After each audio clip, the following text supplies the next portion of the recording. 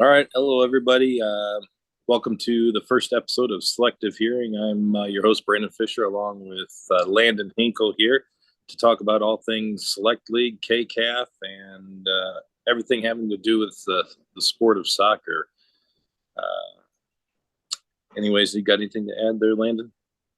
Yeah, we're just going to talk about some different things happening in the KCAF League, recap games, preview some games, and then, talk about some other things going on and not just United States soccer, but just around the world. So should be an exciting podcast.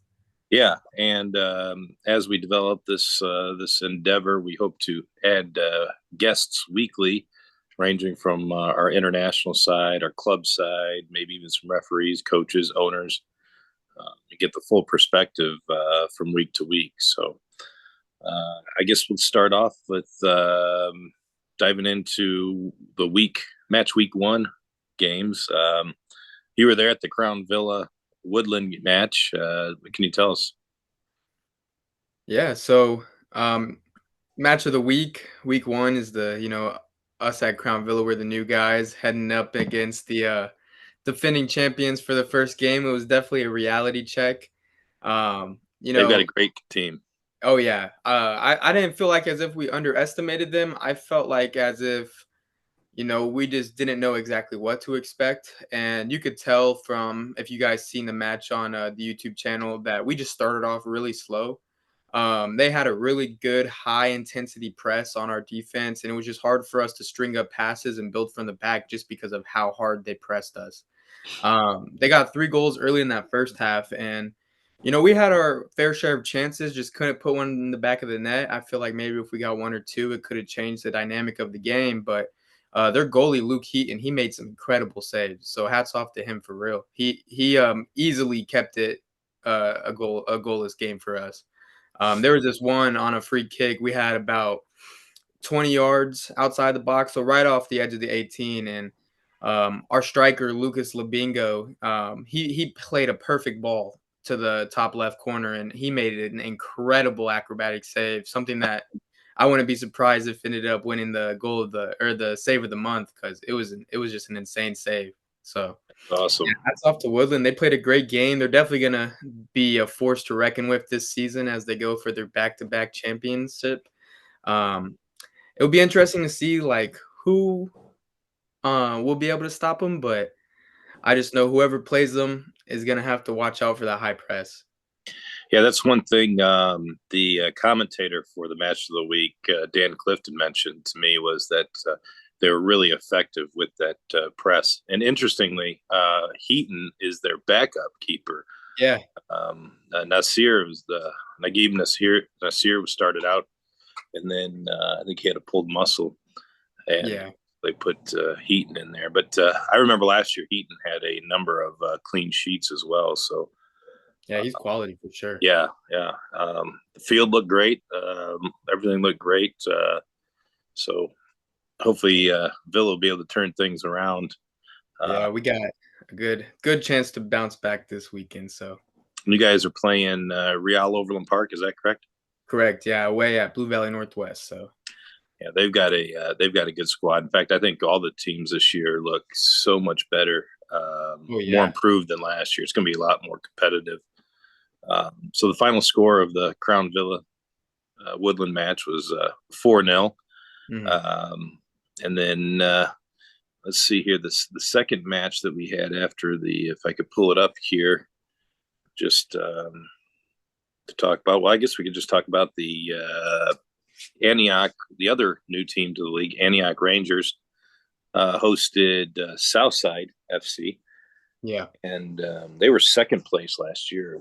Southside was. Yeah, no, I definitely checked out some of, I know Southside has it up on their YouTube channel, so I had a chance Oh, to they've sit got down. the match. Yeah, Oh, full match on it. Goddard did a great job with the recording. Very good quality too. Follows the whole match. There's no missed action. But no, it was definitely a very back and forth game from what I saw. I know Southside got on the lead early, but they could never just hold a lead. After they scored that first goal, Antioch bounced right back, and then Southside again took the lead in the second half, making it 2-1. But Impressive display by Antioch for sure. New guys. I feel like Southside may have came in, not expecting a whole bunch from a team that not only is a new team, but just started recruiting players about 2 months ago. So they haven't even had as much time as like me, for example, with Crown Villa, recruiting players and getting everything set up. But they have a great home field, Staley. They have a soccer specific stadium at Staley, so a good place to play some home games. And I feel like that could have played an effect to Antioch and them getting that comeback wins or comeback draw. My apologies, but Yeah, it's wild to think that how little time they had to be ready when Lee Summit Athletic just, uh, for all intents and purposes, got relegated.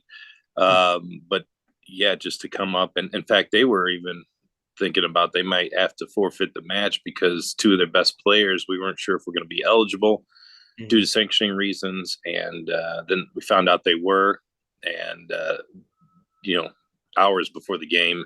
So that really great match. I look forward to actually watching that. I didn't realize they had that up there. Yeah, it was a really good watch too. I know they have a striker on Antioch that, in my opinion, should be a player to watch this season for anybody going up against him. Gleb Sharapov. He Oh scored yeah, one of the goals, and man, he's an electric player. If he gets the ball in the center of the field, your defense has to be ready because he's able to put a move and immediately take a shot. I know he played in college down in Texas, and moved up here for work recently.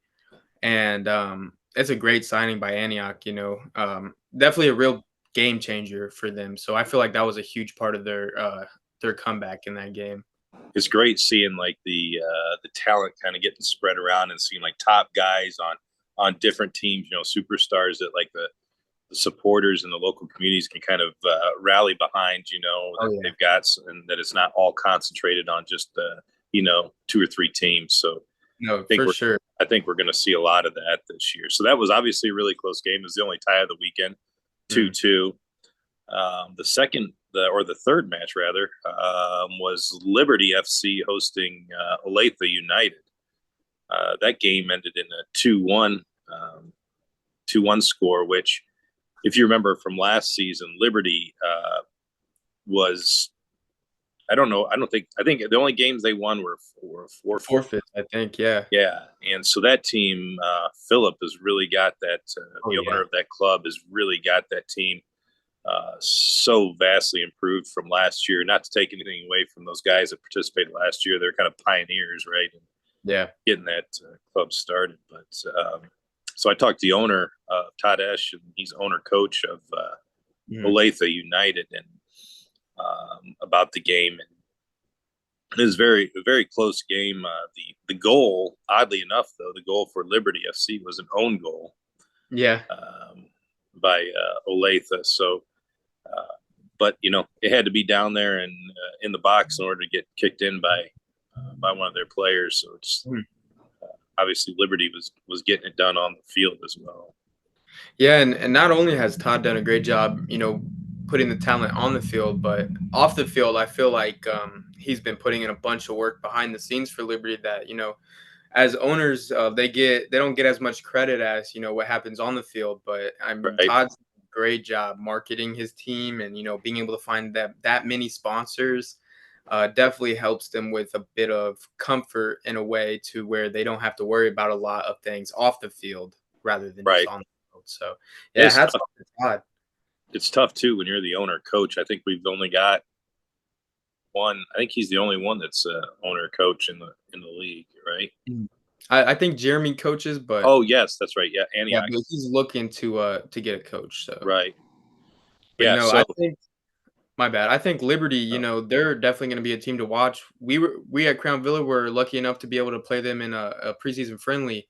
And man, they played us close before they even had their full team. So like being able to see them put up, that kind of result, even though it's a loss, it's definitely a promising result against a team like Olathe, whose squad is just basically all college kids. And, you know, Liberty's got I think maybe 4 or 5 guys that are still around that age, but most of them are a bit older and definitely held their own against the young guys. So I yeah, think it'll be a team to watch for sure this year. yeah, it's I'm looking forward to it, and they've got like again, I can't say enough about what Philip Berkey's done for that Yeah. club. I mean, just I mean, the sponsorships that they've been able to get and everything is really going to help that club moving forward to expand and get better. And Oh, yeah.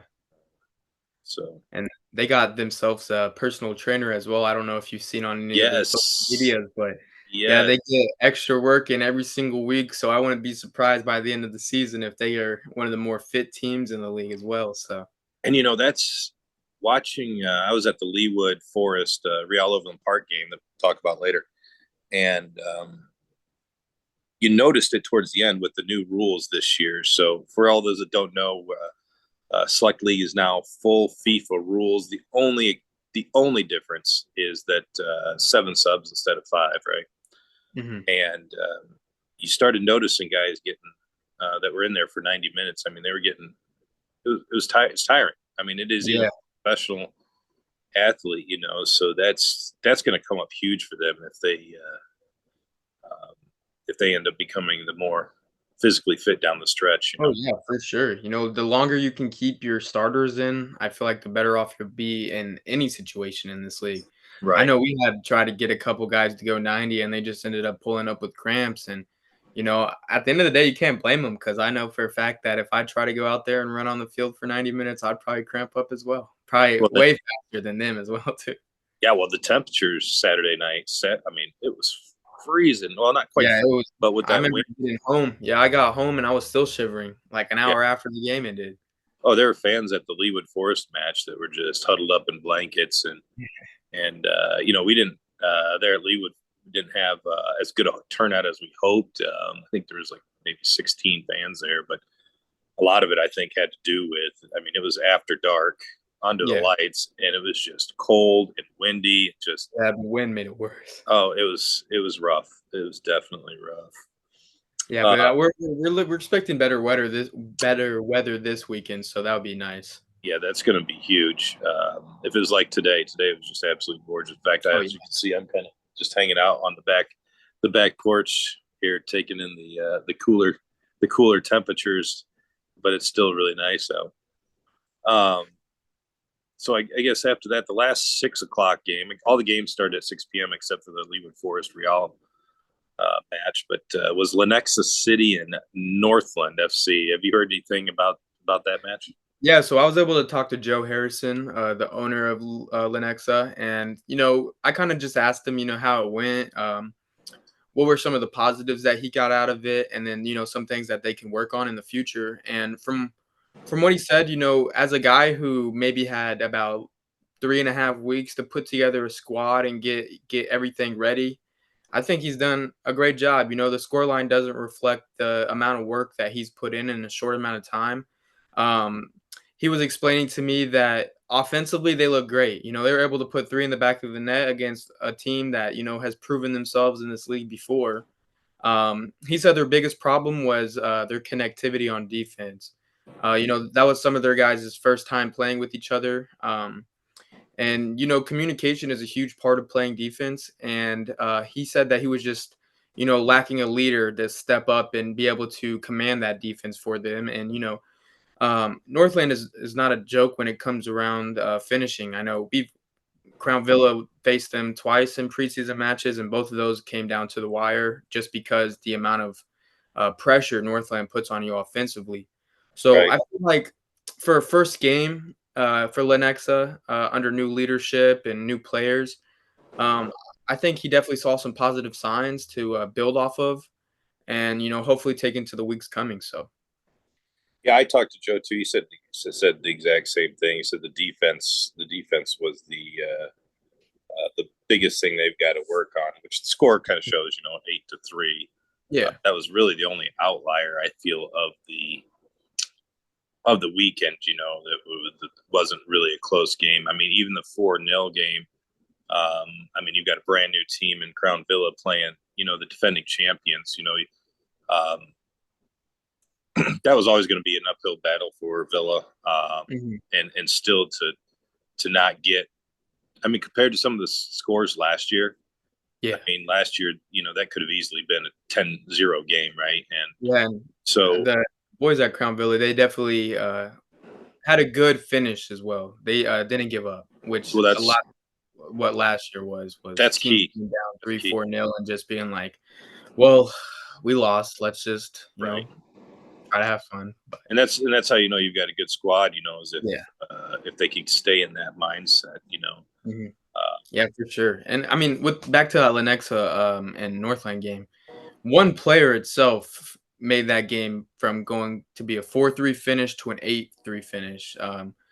Topchian, I think is how you pronounce his name, had 4 goals for Northland alone. yes, And then 2 of them also came from Josu Sanchez. So 2 players right there that, if Lenexa knew what to look for and knew who to look out for, maybe it could have been completely different if they knew exactly who to game plan for. Because, I feel like Topchian is going to be one of the top scorers. He's the leading scorer in the league as of now. But I feel like that will continue. He'll continue to keep his name up there for the following weeks, and I feel like he's definitely what sets Northland above as of now. So that's an excellent point. The fact that you've got uh, teams that really don't know anything about each other going into this season, so it's kind of an unknown. So it's kind of wild to think that there were so many close games, yeah, and knowing now that these teams are going to be able to have at least some information on the teams they're playing as they move forward, uh, could only mean it's going to get more competitive, I would think. yeah. So that's definitely a plus for the league, and I think it makes the league taken a little more seriously when you've got close games and competitive matches like that, Mhm. and the Yeah. scores aren't all over the place. So it's encouraging, that's for sure. No, yeah. I looked at the scores that everyone was sending into the owners chat, and I was like, "Is that a typo?"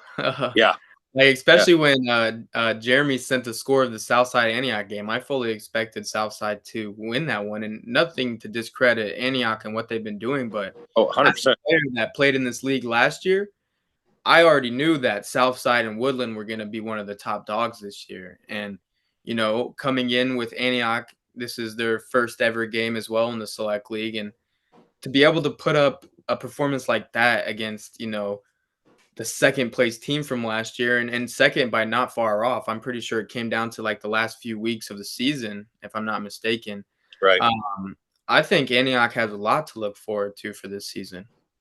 I mean, if they continue the way they played against Southside, they're they're contender, really.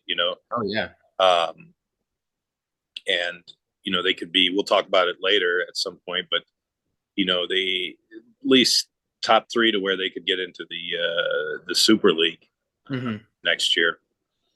Um, but yeah, it's definitely encouraging. Which leads me to the final game of the night was a 7:30 kickoff at Barstow School. Leewood Forest hosting Real Overland Park in the Derby match. They're just down the road from each other, and that was just such a fun game to watch. I was there, and it was so enjoyable. Um, there's a story up on the Leewood Forest website about it, and it outlines it pretty good. I mean, within the first minute, Leewood had the ball down in enemy territory, and the forward Tim Nunez had the keeper beat. It just had all you do is tap it in, and Yeah, I he took saw that the in the he took the unselfish route and kicked it to the side, or what he thought was the side, to the winger Omar Sanyang, and who knocked it in.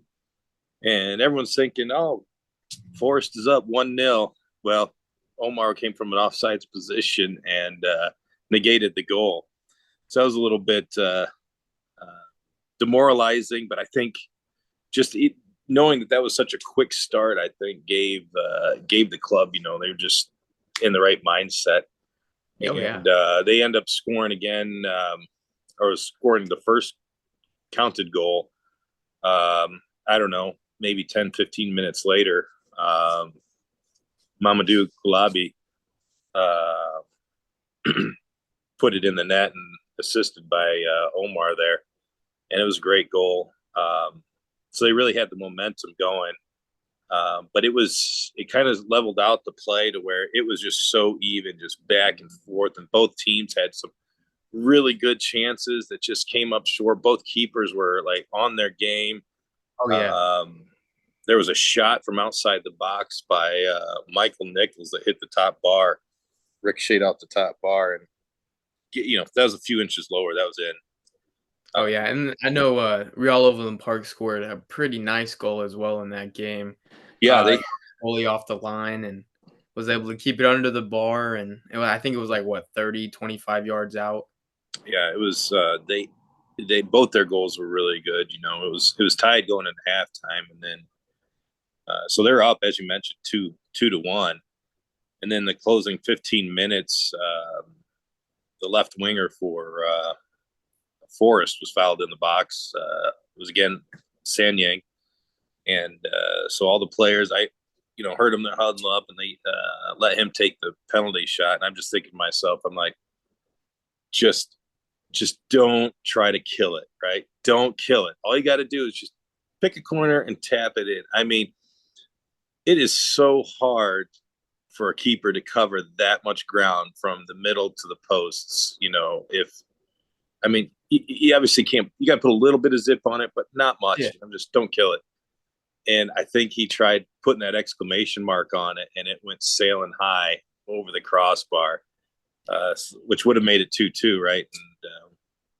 But it was, regardless. I mean, the whole team played absolutely phenomenal, and they've definitely will have their work cut out for them again this week when they face head to play Olathe United. So that should be Yeah. a fun game. Did you hear Yeah. about any man of the matches awards? So I know Northland gave it to Topping Chin. Um, I believe Woodland gave it to Federico Verlicki. He had Yeah, a goal and 2 assists in that match. Definitely a quality player. Belici. Yes. Verlicki, yeah, yeah. Definitely a quality player and somebody to look out for the season. I know being at that game, every time he got the ball, it seemed like they were on the attack. Yeah. And not only that, but he was the type of player he played in the midfield to box to box the whole game. You could tell that he's been 90 minutes fit for forever. I don't even know how to explain how fit he was, but coming from academy teams in Italy into captaining Rockhurst, the Division Two team, definitely a quality player and somebody that might even be up for Player of the Year at the end of the year if he keeps it up. So Yeah, I that's know you gotta give awesome. it to him. Hopefully, Um, the Italian team built. yeah.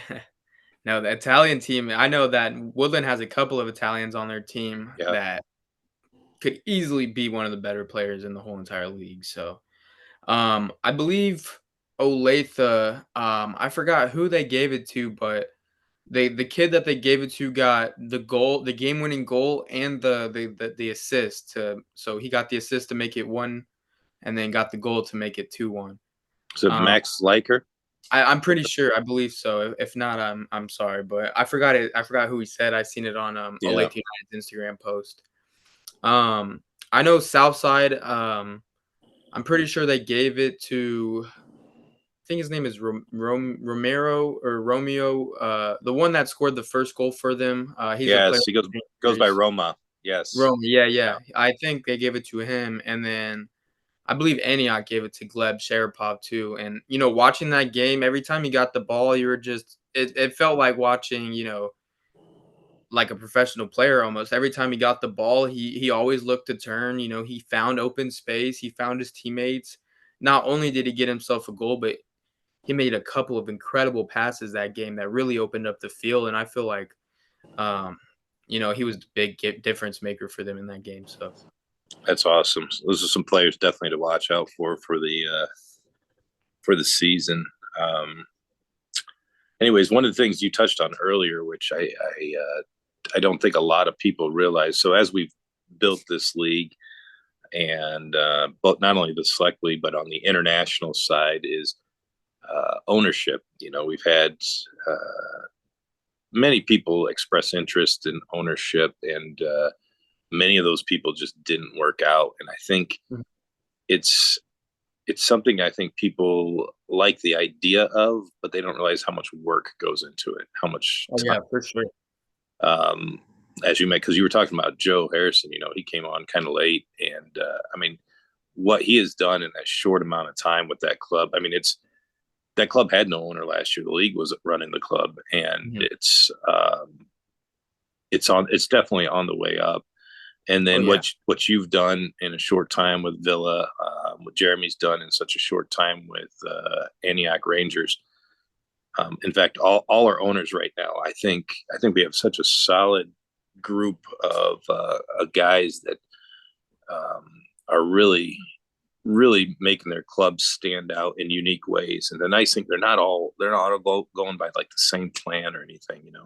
Exactly, yeah, I think, everyone has the same idea when it comes to the league itself and then also their clubs, like, I feel like it's nice to know that all the owners in this league have a bigger plan than just for themselves and their club to be profitable. Everyone realizes, that all 10 of us are going to make this league what we want it to be and what it's becoming. And I feel like, if even two or three of the owners, cared more about growing themselves over growing the league, that it'd be hard on the rest of us. I feel like it's a team effort, and I feel like the 10 guys that we have make a great team and growing this league. So it's super exciting for this season and seasons upon us. So One of the things I Yeah, it's brought up was it's going to get being it's eligible just going to for keep the growing. KCAFF Super League. mhm. And for all those out there that are familiar with the soccer, especially European soccer, they have the Champions League. So it's going to be kind of our version of that. Um, have you had a chance to go on check out the website for it at all? Or I saw in the table about the top three teams, and then I know we talked about it a little bit about some of the other leagues that are gonna be included, and then other leagues that are in talks right now about being included. Even the guys on our team right now, Villa, that's one of our biggest goals. After I told the guys, what they could be playing for other than winning the league, just because as a new squad, winning the league is a very big aspiration, and as much as we would love for that to happen, we also have some realistic goals in play, and finishing top three and earning one of the spots from the select league is definitely on our guys' mindset. So I feel like it also gives an extra incentive to the other teams that are still fighting. Maybe like 1 and 2 are set in stone at a certain point of the league, but 3, 4, 5, and 6 could easily come down to the last game of the season for that final spot. And I feel like it's going to add a lot more um, competitiveness towards the end of the season as well. yeah, it's gonna be huge. It's also gonna make rosters such a big thing because for those clubs that do end up getting into the Super League, they're gonna have to balance between who they're playing majority minutes in the Super League and who they're playing majority minutes in the club league, and Mhm. so those extra players that feel like they're not getting enough time are definitely going to be able to rack up time because it's just you're going to end up have to play everyone. Yeah, I mean, you definitely don't want to force 180 minutes on these guys' legs and the short amount of days that those games will be scheduled. So Right. it's definitely going to take a deep roster, and I feel like the inclusion of the Super League is going to make a lot more talent be interested in the Select League, and I feel like it's going to help out every team fill out all the way through, whether it's starting lineup to bench to the reserves. I feel like everyone's going to have an equal chance of playing time, and it's going to make not only the league environment more competitive, but within the own team and guys at practice, competing for spots every week. I think it's going to raise the level of competition in the Select League for sure. Right. And I think it's going to help regionally as well, just raise the bar Yeah. and bring just kind of a new excitement and new level to the competition. And it's always good for clubs that get into it, right? For their sponsorship, if they're seeking potentially new sponsorship year, Oh, yeah. that's going to be a huge draw, or it should be for any sponsors looking. to pick up a team. But yeah, this year I think all the clubs have sponsors this year going into it, which wasn't the case last year. So I know Villa's there, sponsored by Honda Olathe, is it? Yeah, so we Legends Honda and Honda of Olathe combined for our main kit sponsor. That's fantastic. Then yeah, and then we have Zero Studios, which is actually a local Kansas City publishing company, and they do like comic books and stuff. And they reached out to me on LinkedIn, interested in it, and they've been a great people to work with so far. They sell their comic books at our game actually. And then I Great. know Compies. It's a little sports apparel and like t-shirt company here in Kansas City. I'm sure like if you guys ever bought fan shirts from your high school soccer or football team or whatever it may be, it was probably made by Compies. That's where we got this shirt from. Awesome. And they were able to give us our team warm-ups this season and our coaches shirts this year for free with that sponsorship. So it was definitely a huge deal for us as well. Yeah, the sponsorships. I know working with Leewood Forest, I think we were the first club to get a sponsor last year, and really had no idea what to seek out, monetarily or anything. Mhm. I mean, what do you tell a potential sponsor when you've never even kicked a ball around? Yeah. Um, they probably heard it all, So for us, our main primary sponsor is QVKC. It's a Leewood-based internet marketing company, and they've just been phenomenal. The owner, Matt Peeps, has been great.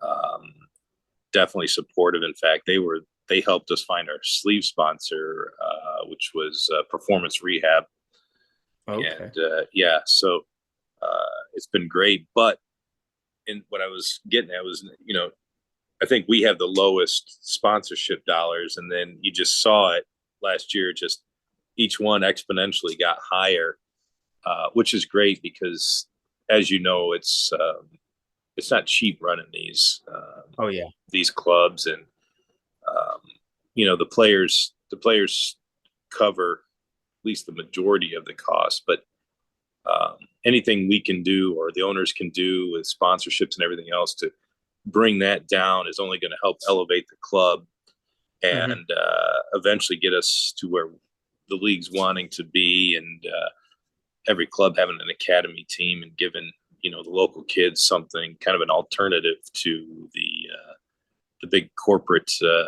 entities Yeah. running youth. But it's been amazing how much this has grown since that World Cup that we did the spring of 2023. I mean, the people that we've got, as you mentioned earlier, just amazing. Yeah. As a player in this league last year, I was a goalkeeper for Lee Summit Athletic. Just seeing where the league has grown from when I joined the league as a player to where we're at now as an owner, I think not only have we grown in competitiveness level, but we've grown in professionalism. Last year, I know a lot of the clubs had a hard time, either running their website or running their social medias and just making everything look nice. But after this off season, a lot of the reason we got some of the sponsors that we got were just because of how impressed they were by not only the league website but the teams' websites, and the numbers that these teams are racking up on social media now. It's definitely exciting, and I'm excited for how much it's going to increase as well in the future years. Yeah, I met our referee assigner on Saturday, and he's he's pretty up there. And he was saying that they're going to be using select league matches for I think it was state, regional, and national. Uh, I don't know what you'd call it, but the certifications that they have to do. So they're going to be using our games for getting moving up these referees and getting them certified, and they're going to even come out and evaluate some of the games, and so the refereeing is just going to become exponentially better. And But what he was saying was what brought that possibility was just how professional the league was, and it just it's all about the small details, right? You just every little detail matters. Oh yeah, for So sure. Yeah, and I'm glad about like them using our games as I guess not only experience for these refs to be able to move up, but I feel like it gives the refs an extra incentive as well, you know. yeah, I feel like a problem with a lot of the Sunday leagues and some of these amateur leagues in not just Kansas City, but around a lot of places is that it's hard to find refs that, you know, care as much as the players and the owners do. And I feel like with them being able to use our league as a stepping stone, it's going to make these refs a lot more engaged, and I feel like it's going to also increase the quality of play. So yeah, and honestly, we've had some great referees right from the beginning. I mean, there's a number of the guys that have been with us since the World Cup, and they really took a chance on us because we were insured, but we weren't sanctioned for mhm. that tournament, and but it was they've stuck with us, and it's been a huge honor having them with us, and and it seems like all the feedback from the referees, they really enjoy our games, and so hopefully we continue that and continue moving onward and upward, if you will. But I mean, we could run down the games for this upcoming weekend. yes, good idea, good idea. Who do we got first? So this week on Friday night, we have the game of the week this week between Northland FC and Antioch Rangers. So not only is it a game where both teams impressed their first week, but it's their first taste at a rivalry game this season for. Big Derby. Oh yeah, Northland and Antioch are the two Gladstone clubs of the league. I'm pretty sure their two fields apart are just a 5-minute highway ride. Yeah, So it's definitely going to be some heated competition, and I mean I'm excited to be able to go and watch as a spectator of just soccer in general, but also being able to promote their two teams and this new rivalry that the league gets to witness. And that match will be on KCAFF TV. I believe the stream will start around 5:45, 5:30 ish. awesome. Um, but yes, that's at 6 o'clock Friday night, and then Friday night as well is Woodland FC hosting Lenexa City. Lenexa, coming off the hard loss, and Yeah, Woodland continuing their dominance. I really just hope it's not one of those situations for Lenexa where this game discourages them too much. Um, I feel like based off of last week, both their score and Woodland's score, that this one should be in Woodland's favor, but I just hope that Lenexa is able to put in a competitive match and continue to build off of the results. yeah. I think it really revolves around, as you mentioned earlier, that defense and whether they can kind of fix that.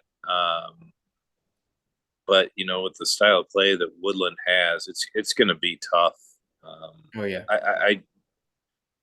I think they definitely have their work cut out for them. yeah, for sure. Heading into the Saturday games, we have two 6 o'clock games on Saturday. Real Overland Park hosting Crown Villa.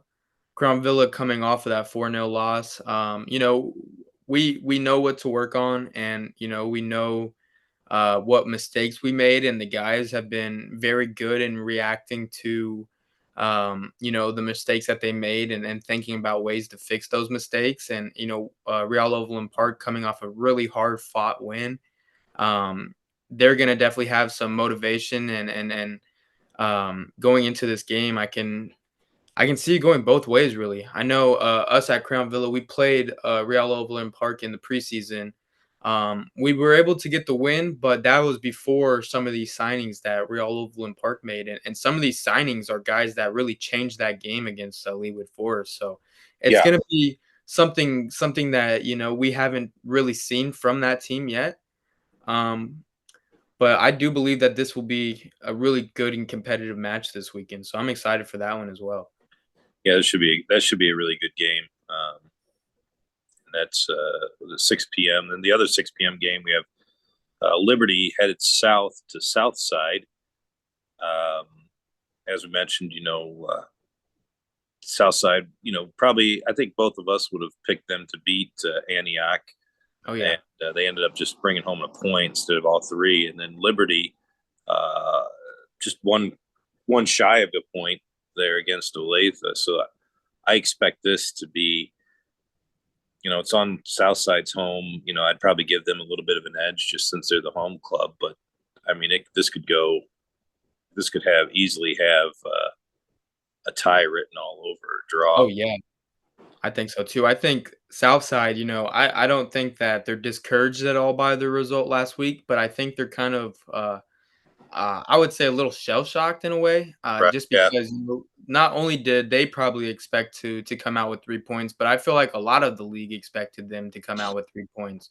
So definitely something like that they're going to be looking in towards this game is just bouncing back and being back on the track that they ended on last season. And for Liberty, that motivation coming into this game after a close, hard fought loss, I feel like they're going to do whatever it takes to get over that hump this week. You're right. And I feel like, They're uh, hungry. yeah, oh yeah, Liberty, I feel like is going to have the same mentality as Southside coming into this game, and as in they don't really expect much from us, so we're going to give them everything we got, and we're going to surprise them. So I honestly think that all of these games this weekend, other than maybe one, uh, have a great chance for it to be a tie. So. Yeah, that the late game, Olathe United hosting Leawood Forest last year. It's a tale of two teams. The first game of the season was these two, Leawood Forest hosting Olathe United, and it was a big lopsided win for Leawood Forest. And then conversely, later in the season, when Olathe hosted Forest, it was lopsided win for United, and a lot of that's due to the subs and everything in both games for both teams. And I think the new rules are really going to change that. It's going to make this a pretty competitive game. I think.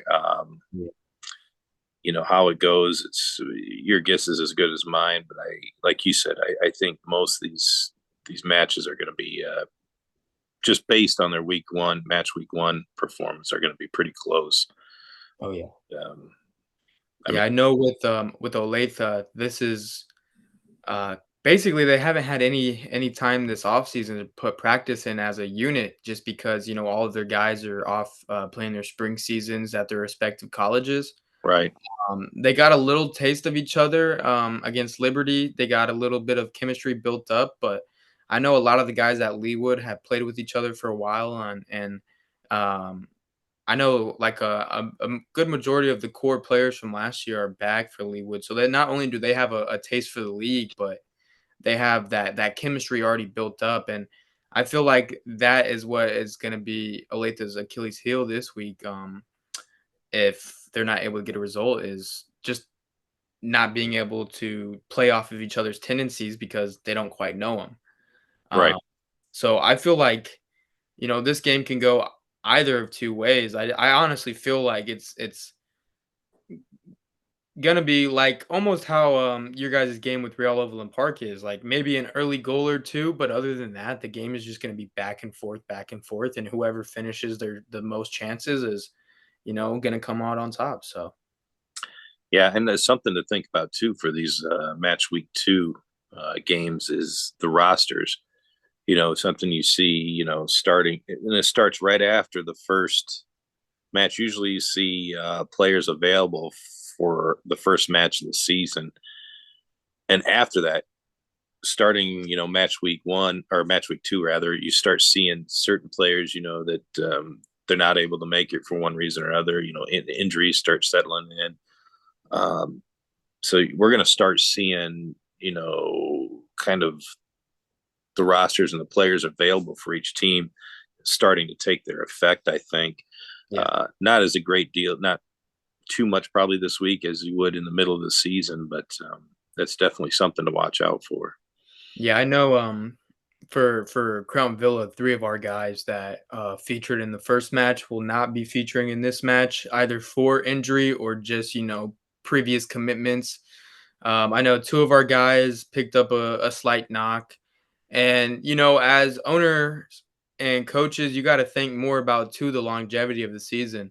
Yeah, It's a 18-game season, so it's if long. guys are picking up slight knocks throughout the season, it's you got to think about resting them and making sure they don't re-injure themselves for a longer time than they already were. So Yeah, it's I know definitely. that's something big that we're looking into this week. We had two of our one of our center mid starters and then one of our center back starters pick up some pretty significant knocks in that first week, and it's not really the fact that they can't play this weekend. It's more that we're confident with who we have down the bench, and we're confident that they'll be able to step up and allow their teammate to get that needed rest for this week. So, And that's the thing is, the clubs are able to have up to 30 players on roster.